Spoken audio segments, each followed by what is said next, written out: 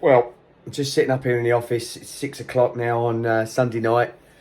It's the end of harvest, and it's all been done and dusted, just like that. I just wanted to say this video is not going to contain a huge amount of the actual harvest material. I've been very, very fortunate to have a good friend, Matt Beecroft, who is an incredible cinematographer, filmmaker, documentary maker, worked for the BBC, Channel 4, ITV, etc, etc, and he's been with us all weekend filming. So I'm going to do a premiere of that. It's going to take a couple of weeks to edit and get out, but it's going to be something very, very special. This is the video of what led up to the harvest, some of the things, a couple of the little bits that went on during the harvest when I was just myself, and again a little insight into it without going into the real nitty-gritty of it. I have put one of my very special fish towards the end of the video to show you just a couple that you need to keep when you're a fish farmer. You need to keep a few back because you need, you know, they're your future stock. So have a look, have a watch. We've got everything pretty sorted, and for 2 weeks time, keep your eyes out because there's going to be one hell of a video out. It'll document fish farming in a way I don't think it's been done before, because Matt is exquisite in the work that he does, and I'm absolutely buzzing about it and super excited. So I hope you enjoy the video. Please like and subscribe, and please comment if you've got questions about, you know, what we're doing. And please make a note in your diary to keep a check for the video coming out of the full harvest video in 2 weeks time. All right, catch you guys. Bye-bye. Yeah, you guessed it. Generator didn't work this morning. It's just one of them things, isn't it? Battery was flat, so I'm charging the battery, but it's been running really fast. So I've just done a rebuild again and a clear out of the little needle in the carburetor to make sure that it runs smoothly. I need all this operational. I got both the pumps going last night. I'm 100% sure they're all right, but I'm going to get up there early and make sure everything's filled. And if they cut out, then Sal's going to have to go out and buy a brand bloody new one. I can't risk it. So anyway, yeah, just more drama. More bloody drama. That's just classic, isn't it? Well, Thursday morning, I've been up since 5. Trying to get these bloody machines all going. Literally after I spoke yesterday afternoon saying how it was great that the pump was now going again, I was halfway around the lake there when I was walking and the bloody thing stopped, wouldn't start. So I took that one home, I got the Honda out and I stripped everything down again, and I went through everything because I just couldn't work out why the bloody thing was kept shutting down or not really working properly. And then I looked on the old faithful ChatGPT, and all the things that I'd done were right, but I checked oil. I thought I'd checked oil, thought it was on the dipstick, and it was just on the bottom of the dipstick. But apparently with a lot of these ones, unless it's absolutely full, it has an auto shut off and it won't spark. So I put oil in it, bloody fingers crossed, look, it's going, it's filling me up well, so fingers crossed it works. Then I went to start the Jenny and Jenny didn't start. So this morning I was up, as I say, 5 o'clock, pulling the generator to bits, and again done all the carburetor, the fuel, air.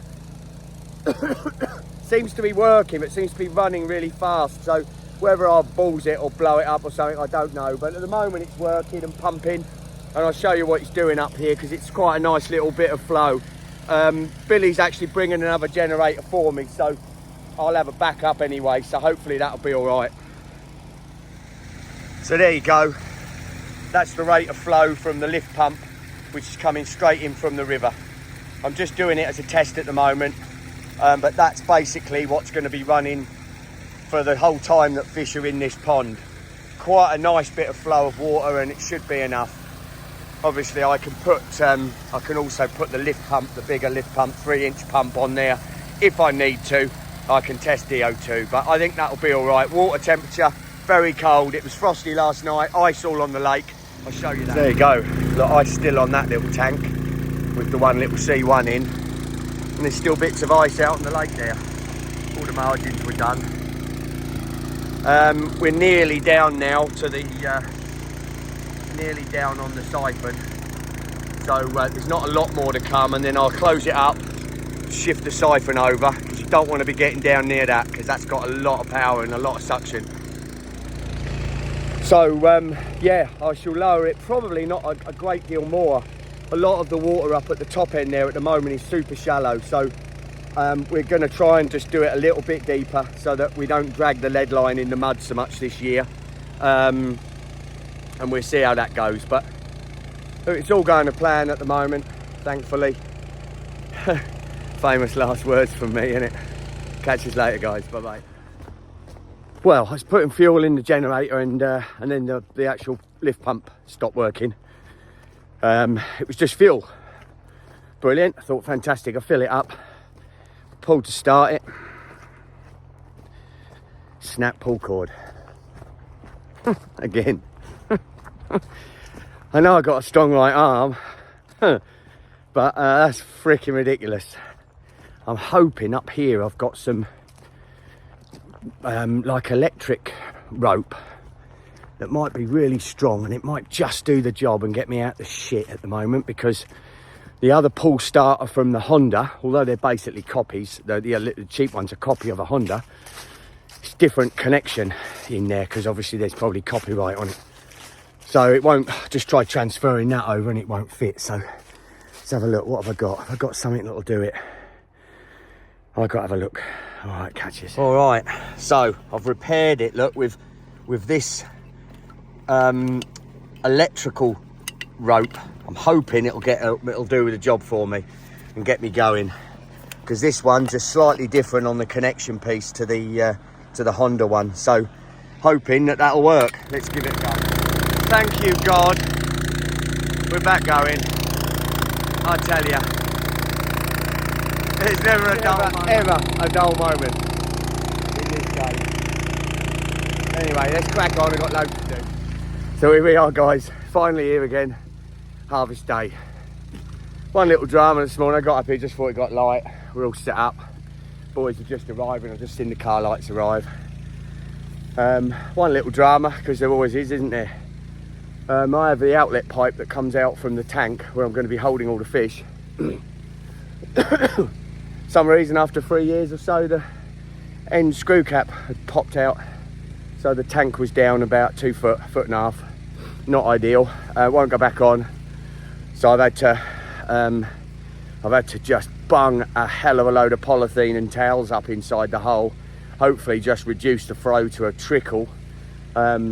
It's only been a slight flow anyway, so I don't think it'll be a huge amount, but hopefully it'll slow it down enough to be all right. But what else can you do? Typical is the doggy boggies. Hello, boys.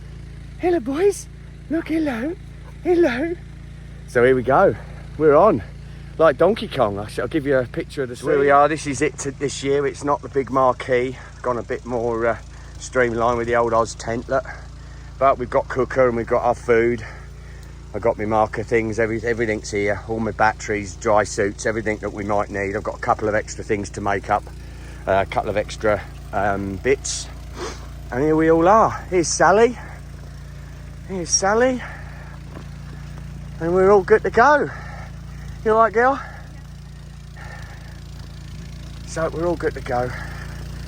We've got the grading table set up here, which is just my makeshift ply for grading C1s into here. There we go. The down there, look, the tanks are in there and the bits to hold the fish. And as I say, I'm filling that back up. We're all ready to rock and roll. This is the scene. Looking forward to it. It's going to be a big day, but a bit easier this year. We're doing it over 3 days, so it's last year we had to do it all on one day really, and it was just too much. So we're doing it a lot more chilled this year. As I said before, left a bit more water in here, but a load of this out around the edges is too shallow for fish to be in. So we'll cast the net just straight across the lake, and then we'll ease it this way and just move the fish down into this deeper bowl. Then we'll bring it round and get the rope from the pulley system on there, and we'll be good to go. So yeah, exciting times ahead. I'll keep you posted as we go through the day. So here we are, look, this is the crew today. This is the crew, and there's we're going to talk to Matt later on, the filmmaker. Who's that? Yeah, we're going to talk to Matt about all the filmmaking. He's just about to throw his drone up at the moment and follow us around. We're going to have a little walk around the lake. But otherwise, we're all good to go. I'll show you a little scene of what's happening. There we go. The machine's going. We're just keeping that running. That didn't want to start, which is just bloody typical. But everything else is good to go. We're all ready here. This is proper. Not me little... It's not my little camera today. Yeah, we're all ready to rock and roll here. Look, everything's going. Bloody marvellous. So, here we go, look. That's what happens when you have otters on a little bit of river next to you. So we've just gone to cast the second net and I've just found that one pulled up the bank. I probably disturbed the otter last night. It's ripped its face off and where its eggs are there. A lovely, lovely common. I tell you, it's an absolute nightmare trying to work with these poxy creatures. I've got to get electric along that river, is what I've got to do. Okay, so we're waiting for the lake to drain down. I thought I'd come out and just have a look at these huge holes. That's about 1.5 foot, 2 foot deep, that one. And they've been excavating massively here. Really, really good carp holes. And look at this one over here, look. You know, they're quite incredible what they do, the amount of excavation that these fish can achieve as they're going through feeding. But a lot of these, when they're very rounded, I believe are flanking holes. They use them to flank around on the bottom. I thought I'd come over here just to check and make sure there's no fish trapped in here, because they often can be. But it is an amazing sight. You get active fish all around the lake, and there's so many of these all around the lake at the moment. But the water's going down quickly. We shouldn't be too far away, and we should be able to do our second draw of the net. Unbelievable. You know, at the end of the day, that first poxy net, because it got caught up on that snag, nearly wrecked our day. It actually only took us 2 3/4 hours to move nearly 300 fish. So we got done just before 6 p.m. Started pouring with rain, so it was a really good timing as well. And now, as you see, I'm going to come back and clean the trailer out and make sure it's all prepped. I could only get it today, so I've got to do the, I don't know if you can see down here. Yep, I've got the gloves on for it this year, the old Bio VX, which is, it's a sterilising fluid. Basically, I'm going to give it a good scrub in there. Make sure that everything's done. You know, you've got to cross the T's, dot the I's. Make sure everything's done proper. I'll clean them out, leave them all overnight. And then tomorrow morning, we've got to grade those fish in, photograph the ones that are being delivered. Some amazing fish, just absolutely incredible fish. Just blew my melon how good some of them have done. So yeah, super happy. Not as many as I actually needed for all my orders in terms of size. Some of them are a couple of pound under sort of touch, you know, 2 or 3 pound under. So this is it, and this is for fish farming. It's not an exact science. Some of them have shot on and done really well. They're mid upper 20s. Some of them are upper doubles, 18, 19 pound. So I'm going to chat with all the guys that have ordered fish, and hopefully they'll still want those. I mean, they are absolute bangers. And we go from there. Right, I'm going to crack on because I'm absolutely Hank Marvin. Just had one little bacon sarnie today, all day. I'm rooted, and I need to get this done so I can have a bath and then get something to eat. Catch you later, guys. Bye-bye. Well, yeah, them bags tell a story, don't they? All right, up at Upper's one last night. Just had so many things rushing through my head. Things I needed to get sorted, things that weren't quite right, I needed to get fixed, etc, etc. The fact that I knew that the generator's running really hard and fast, so it wouldn't last the whole night pumping water in, and that was losing water in the tank, yada, yada, yada. Anyway, I got up here this morning, I filled up the tanks in the trailer. We've got another delivery going out in the transit. Filled up the tank in the transit. And then I come across another grizzly discovery. Another beautiful carp. It's been ottered last night. So, on top of all that, we're going to have to sleep up here for a few nights. because otherwise these fish in the shallow water are just sitting ducks for an otter to come in, and this one's been ripped again. I'll show you. Devastating. I've probably lost 500 euros with the 2 fish. Again, beautiful fish. I'll show you it now. So there you are, the otter. Unbelievable, isn't it? Cracking looking fish. Won't make it into someone's lake because a poxy, shitty fucking otter. Oh, look at that. Look at that. That's awesome.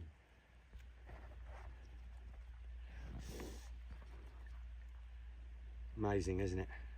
What a creature. Yeah. Beautiful. One more, hang on, one more if you can. Wow. It's one of the special ones. Well done, baby. Thank you. Wow. So here we are. Look, here's the crew. There's a food thief over there I'm going to put round in a minute and have a look at. But yeah, thanks boys so much for all your efforts and all your hard work. It's bloody rooted. Hopefully we can have a barbie and a few grim bastards tonight, eh? Yeah. Wicked. And over here, look, is the man himself. He's the man, Matt Beecroft. Look, he's the man behind the camera that's making the film of this whole scenario and whole shenanigans. Thanks so much, Matt. Matt is a very well accomplished filmmaker. Check is in the post, mate. Yeah, exactly. Very well respected filmmaker in the UK, documentaries for BBC, ITV, yeah. Channel 4. Yeah, Asda. Yeah. Little. Yeah, brilliant, mate. Thanks so much for your efforts.